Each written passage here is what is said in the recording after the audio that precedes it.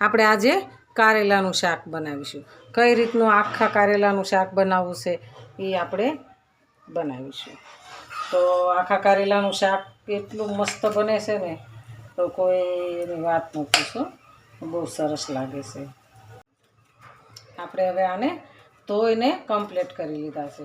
તો આપણે હવે એની ઉપરની સાલ હોય ને એ ઉતારી લેવાની છે. ઉપરનો આ ભાગ છે ને એ બધો આપણે કાઢી લેવાનો છે.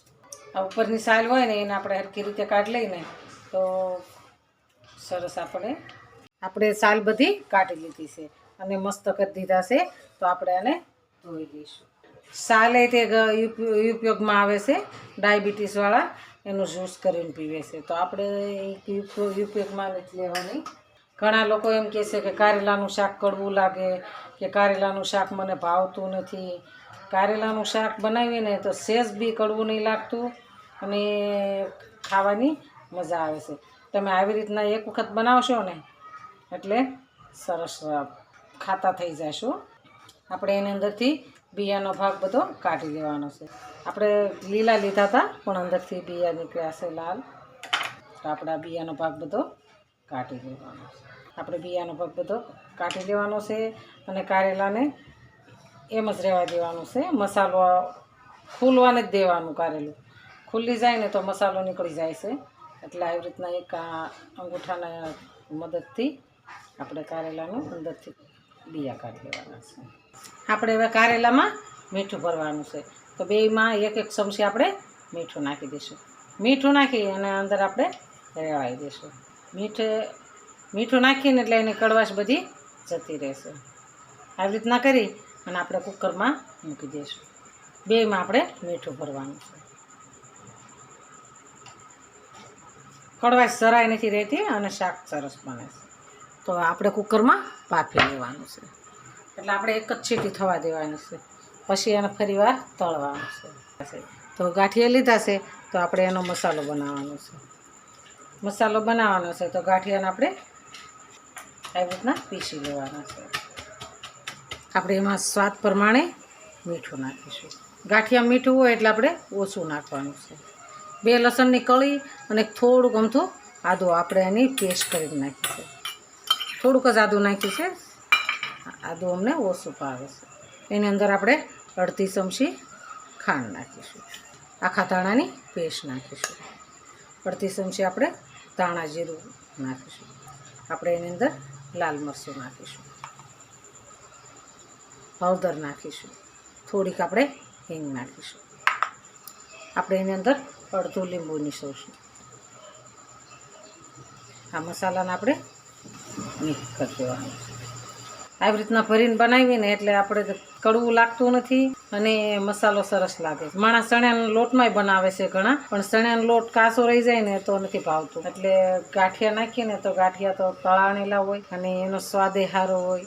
એટલે એની અંદર આપણે બધા મસાલો નાખીએ તો સરસ લાગે વધારે. થોડાક અજમા નાખીશું. અજમાથી એનો ટેસ્ટ વધી જાય. આપણે હવે આને સાઈડમાં રાખી દઈશું અને કારેલા બફાઈ ગયા છે તો આપણે એને ઉતારી લઈશું. કારેલા બફાઈ ગયા છે.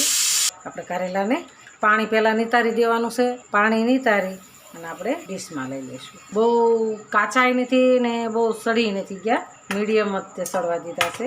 એટલે આપણું કારેલું આખું રહે. હવે આપણાને થોડી વાર ઠરવા દેવાનું છે. આપણા કારેલા સરસ ઠરી ગયા છે અને મસ્ત બફાઈને કમ્પ્લીટ થઈ ગયું. તો આ મસાલો બનાવ્યો છે એને આપણે અંદર ભરી દેવાનો છે. સમસ્યા કરી અને આપણે મસાલાને ભરી દઈશું અંદર. આપણે આવી રીતના દબાવીને ભરી લેવાના છે સરસ. પછી આને થોડી વાર આમ મૂકી દેવાનો છે. એટલે પાણી હોય ને અંદર કારેલાનું તો એ સૂસી લેશે એટલે એ કારેલું સરસ ગોળ થઈ જશે. એનો શેપ એ નહીં છોડે. તો આપણે આવી રીતના ભરી લઈશું કારેલા.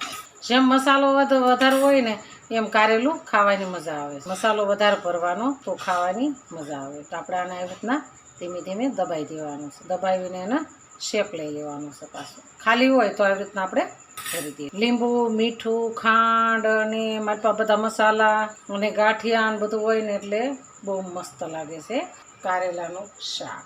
આપણે હવે આ દોરો લઈશું. દોરો લઈ અને આવી રીતના પેક કરી દેવાનું. એટલે તળીએ ને તો અલગ ન થાય. પછી આપણે તળીને દોરાને કાઢી લેવાનો છે. આપણે હવે એનો વઘાર કરીશું. 1 પાવડું આપણે તેલ નાખવાનું છે.